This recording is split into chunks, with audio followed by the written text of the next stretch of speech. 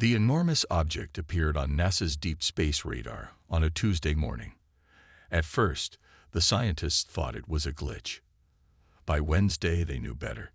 It was a ship, and it was heading straight for Earth. Frank Miller stared at the screen in the North American Space Command Center.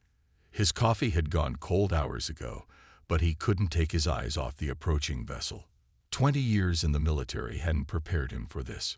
"Sir, they're broadcasting again," said his communications officer. Frank nodded. "Put it through." The message played for the 5th time that day. "People of Earth, we come in peace as representatives of the Galactic Council. We wish to welcome you to the greater community of sapient species." 3 days later, the alien ship entered orbit. Smaller vessels descended to land at a designated site in neutral international waters. The world held its breath. Frank stood at the landing zone alongside Dr. Susan White, whose work in linguistics had earned her a place in this historic moment. She clutched her tablet tightly, her knuckles white with tension. "Ready?" Frank asked. Susan gave a quick nod. "As ready as anyone can be to meet aliens." The landing craft opened with a soft hiss. Out stepped 3 distinct species: tall, elegant beings with silvery skin, insect-like creatures with compound eyes, and smaller humanoids with large, dark eyes. The silver-skinned alien stepped forward. "I am Ambassador Zorn of the Elorians. These are representatives of the Vespidians and Norans. We speak for the Galactic Council, which oversees cooperation between all spacefaring species." Susan's translation software worked perfectly, catching every nuance of the alien speech. "We have watched your planet for decades," Zorn continued. "Now that you've achieved sufficient technological advancement, we extend our hand in friendship." The weeks that followed were a whirlwind of diplomacy and revelation. The aliens shared knowledge about faster-than-light travel, advanced medicine, and sustainable energy. Earth's governments formed a united response team, with Frank as military liaison and Susan as chief communicator. "They're offering us the stars," Susan said one evening as they reviewed the Council's proposal. "A colony on Proxima Centauri. Can you imagine?" Frank tapped his pen against the desk. "Yes, but why now?" "Why us? They've been watching for decades, but only now decide to say hello." Susan shrugged. "They said we needed to reach a certain technological threshold." "Convenient timing," Frank muttered. During the 3rd week of negotiations, Frank noticed the Vespidian representative collecting samples: water, soil, and plants. When asked, Zorn explained it was standard protocol to ensure compatibility between species. Later that day, Frank found Susan in the research lab, frowning at her screen. "What's wrong?" he asked. "I've been comparing their language patterns. Something's off. They use different tenses when discussing our future colony versus other species' colonies. Almost like..." She hesitated. "Like what?" "Like ours is temporary, or controlled." Frank lowered his voice. "Yesterday I caught them scanning our military databases. They claimed it was an automated security protocol." Susan closed her tablet. "They're not telling us everything." On the day the Council officially invited Earth to establish the Proxima Centauri colony, celebrations erupted worldwide. Humanity would join the galactic community. During the ceremony, Frank watched Zorn carefully as the Elorian spoke of partnership and growth. "This colony will be your species' stepping stone to the stars," Zorn announced to applause. Later, Frank overheard 2 Norans speaking telepathically. They didn't realize that their thoughts created faint electromagnetic patterns that human equipment could detect. "Their biological resilience and warfare approach are exactly what we need," one thought to the other. "The Council was wise to bring them in now, before the situation worsens," came the response. Frank's smile remained fixed on his face, but inside, a cold certainty formed. Earth was being recruited for something.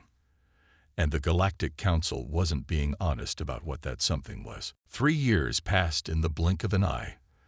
The human colony New Horizon on Proxima Centauri grew quickly.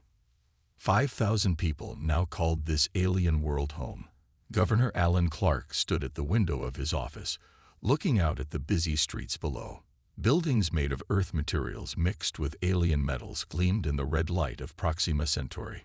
Another denial from the council, Diane Powell said, dropping a tablet on his desk. As chief engineer, she had requested permission to build better water recycling systems. Again, the council had said no.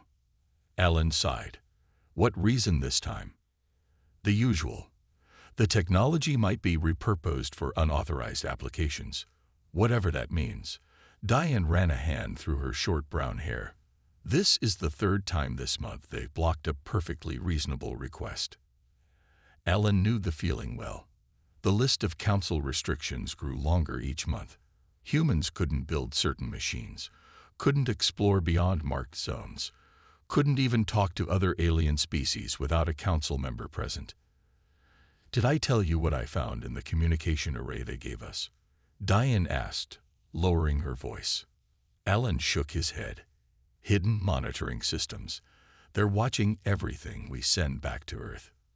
Alan wasn't surprised. The gifts from the council always came with strings attached. Outside the colony dome, a shuttle landed at the spaceport.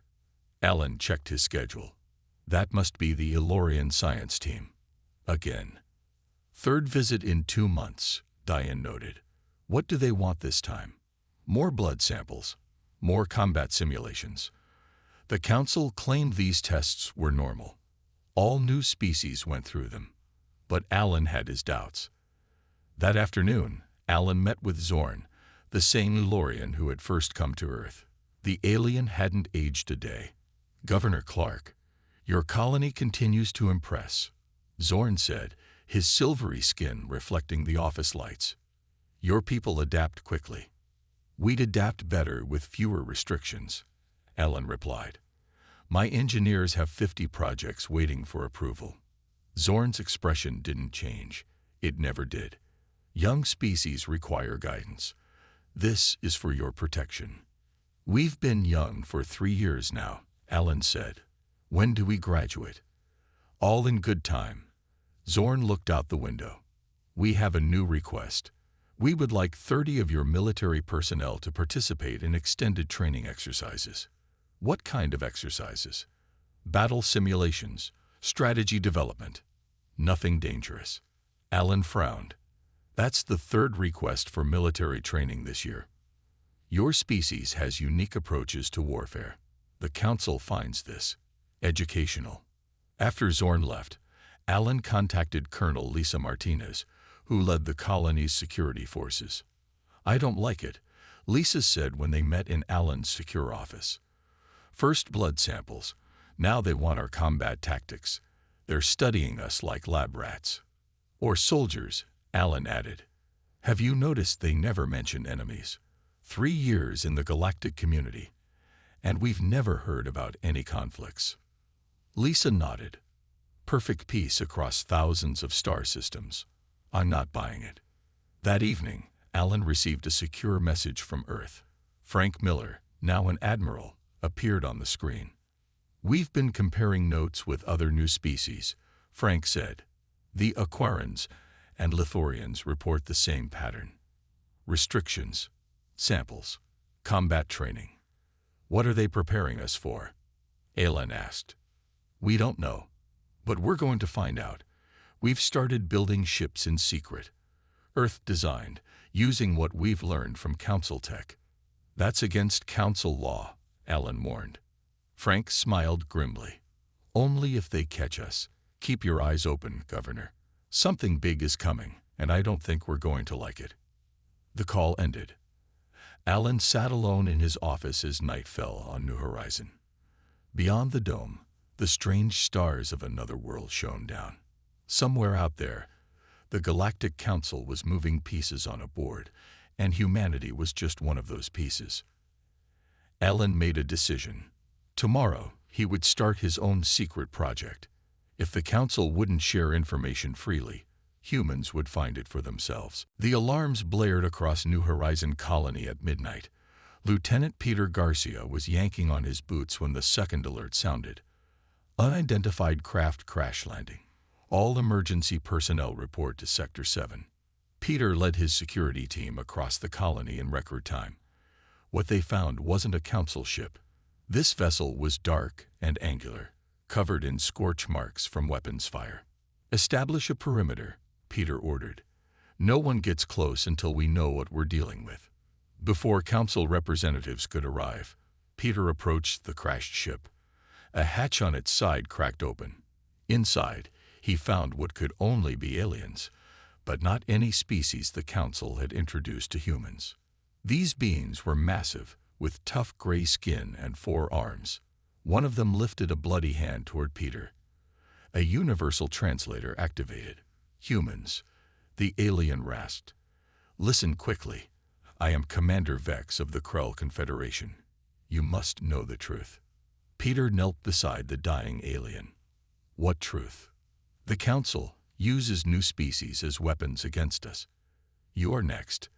They will not tell you until it's too late." The alien coughed, a wet, rattling sound. "The war has raged for centuries. Each new species, drafted to fight their battles." "What war?" Peter asked, but shouts from outside told him Council security was approaching. Vex pressed a small device into Peter's hand. "Coordinates. Find our outpost. Learn the truth. The aliens' 4 eyes close.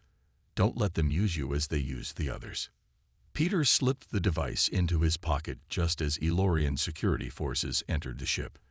They quickly took control, pushing the humans aside. "This area is now under Council jurisdiction," the Elorian commander announced. "All humans must leave immediately." "These aliens mentioned a war," Peter said. "What are the Krell?" The Elorian's face hardened. "Terrorists and pirates. Nothing that concerns your species at this time." Later that night, Peter met secretly with Colonel Lisa Martinez and Governor Clark. He showed them the device.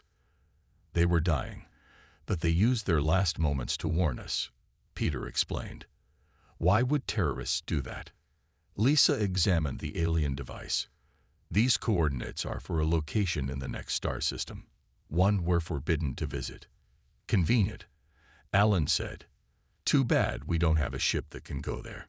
Lisa and Peter exchanged looks. "Actually, sir," Lisa said quietly, "we might." "The Pathfinder?"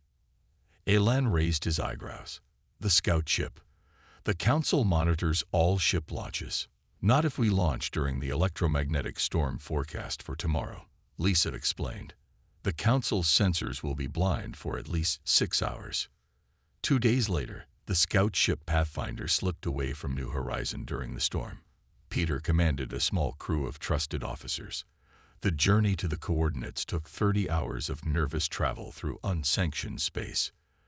They found not an outpost, but a massive space station hidden in an asteroid field. Krell guards initially aimed weapons at the human ship, but allowed them to dock after Peter transmitted a message about Commander Vex. Inside, the humans were led to a war room. Star maps covered the walls, showing battle lines across hundreds of systems. The Krell leader, Admiral Drac, spoke through a translator. "For 3 centuries, the Galactic Council has waged war against the Krell Confederation," Drac explained. "Not with their own soldiers, but with troops from protected species." Drac showed them records of dozens of species, all introduced to the galactic community just like humans, all eventually sent to fight the Krell. "But why?" Peter asked. "What started this war?" "We refused to join their council," Drac said simply. "We believed each species should develop without interference. The council demands control of all advanced species." "Why tell us?" Lisa asked. "We're just one small colony." "Because your kind thinks differently," Drac replied. "And the council fears that. They study your combat skills because they sense you might resist." As we did. The Pathfinder returned to New Horizon during another storm. Lisa and Peter immediately reported to Governor Clark with evidence of the hidden war. "We need to warn Earth," Alan said after reviewing everything. "The Council isn't protecting us. They're grooming us for war. Admiral John Baker stared out the window of the secret meeting room deep beneath the old Pentagon building. Earth's leaders from every major nation sat around the large table, faces grim as they watched the evidence from the Pathfinder mission. "So this is what they've been planning all along," said the President of the United States, "to turn us into soldiers for their war." Governor Alan Clark nodded from the screen where he, Colonel Martins, and Lieutenant Garcia joined by secure transmission from Proxima Centauri.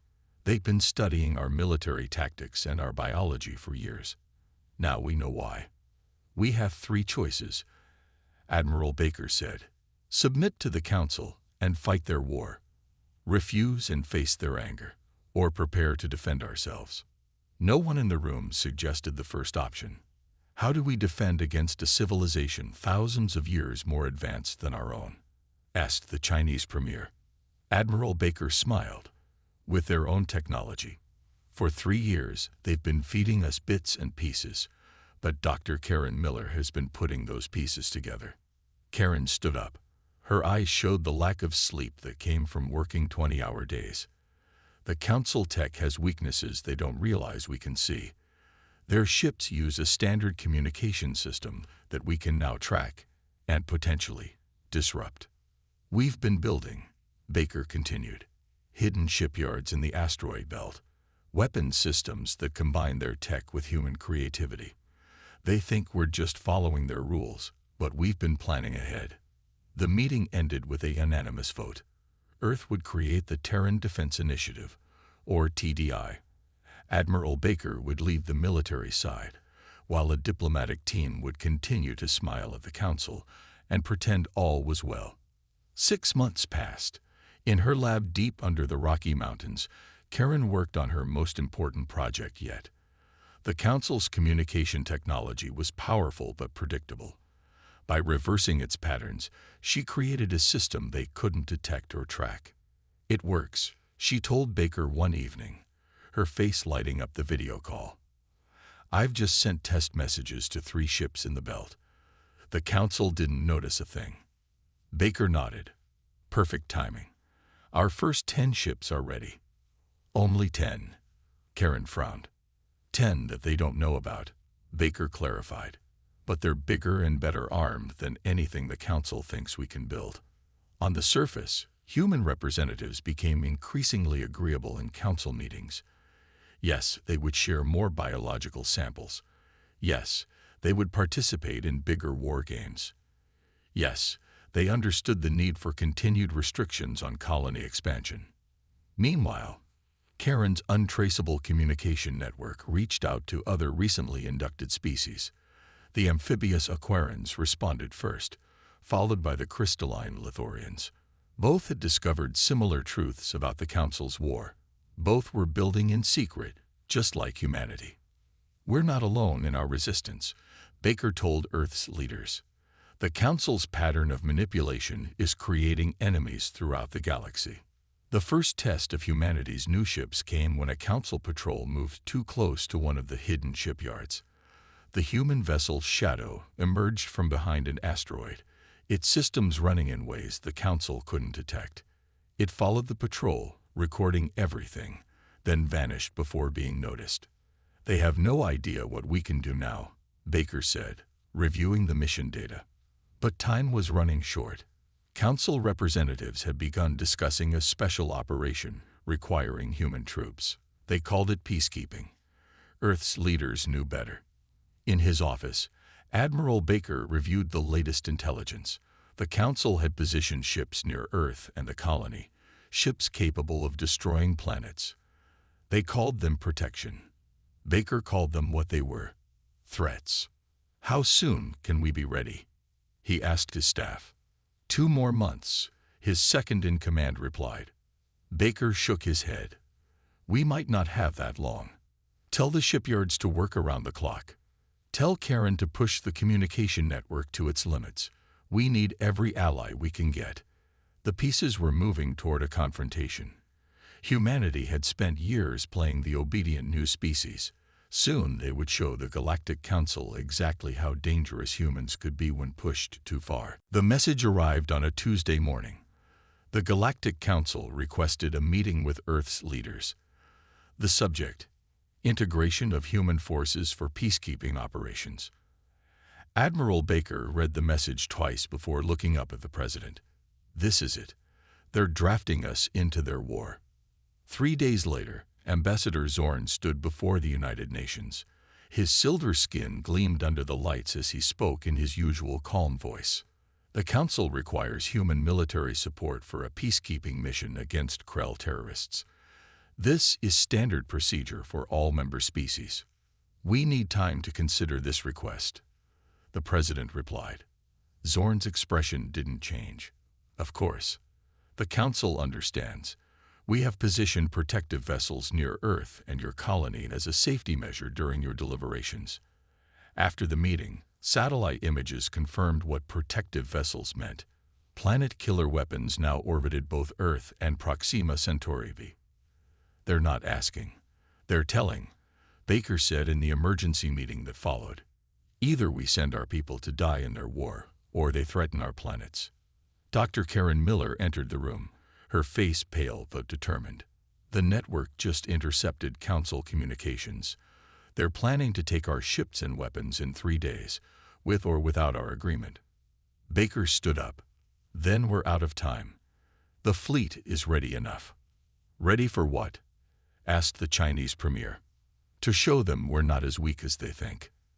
That night, hidden shipyards across the solar system activated. 100 ships, far more than the Council knew humans could build, moved into position. Baker commanded from the flagship Defiance, a vessel built with reversed-engineered Council technology and human innovation. The next morning, Baker's fleet silently surrounded the Council's protective vessels near Earth.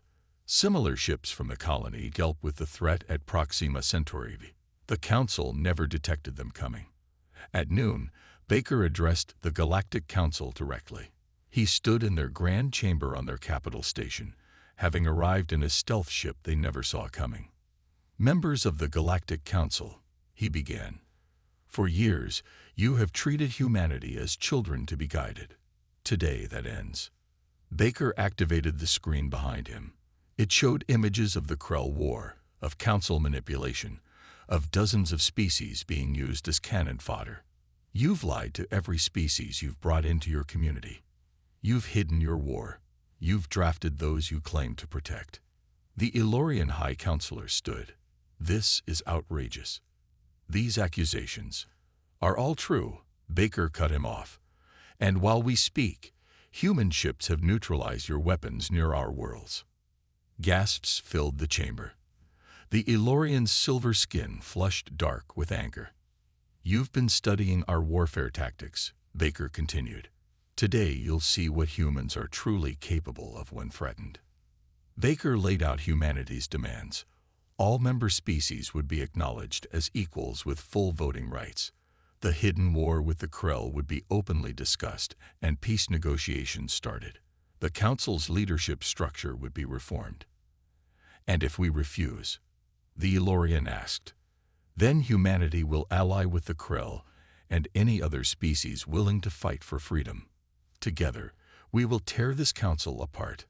The chamber erupted in chaos. Some Council members shouted for Baker's arrest. Others sat in shock. A few nodded in agreement. You have 24 hours to decide, Baker finished. As Baker left the chamber, Dr. Susan White, who had been quietly serving as an observer at the Council for years, fell into step beside him.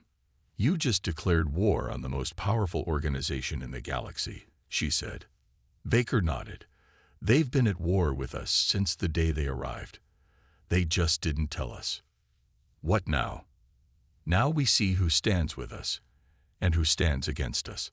The Council's response came in 6 hours, not 24. It wasn't the peaceful agreement Baker had hoped for. Elorian battleships fired on a human diplomatic vessel trying to leave the Council station. Admiral Baker received the news on the Defiance. They've made their choice, he said grimly. Send the signal. Across Council space, human ships dropped their stealth protocols and revealed their positions. The Aquarians and Lithorians did the same. And from the edge of known space, Krell warships appeared. The Galactic Council had pushed too hard. Now they would face the consequences. The first shots of the war burned across space like angry stars. Admiral Baker watched from the bridge of the Defiance as Council ships formed attack patterns they had used for centuries. Patterns the humans had studied and learned to counter. "They're splitting into 3 groups," his tactical officer reported. "Just as expected." Baker nodded. "Execute Plan Delta." Unlike the Council's rigid command structure, the human fleet operated with flexible tactics. Each ship captain had freedom to adapt to changing situations. Where Council ships moved in perfect, predictable formations, human vessels darted about in seemingly random patterns. The Council had never seen warfare like this. On the front lines, Colonel Lisa Martinez commanded a battle group near Proxima Centauri. Council ships outnumbered hers 3-1, yet they couldn't land a solid hit on her vessels. "Keep moving," she ordered her captains. "Don't give them a fixed target." When the Council forces grouped together for a concentrated attack, Lisa's ships scattered like startled birds. When the Council ships spread out to chase them, the human vessels suddenly turned and focused fire on isolated targets. Within 6 hours, the Council fleet retreated from Proxima Centauri, with half their ships damaged or destroyed. Human casualties were minimal. Similar scenes played out across Council space. The Aquarians attacked Council bases in underwater worlds. The Lithorians used their crystalline technology to disrupt Council communications. And the Krell, with their massive warships, pushed hard against Council strongholds.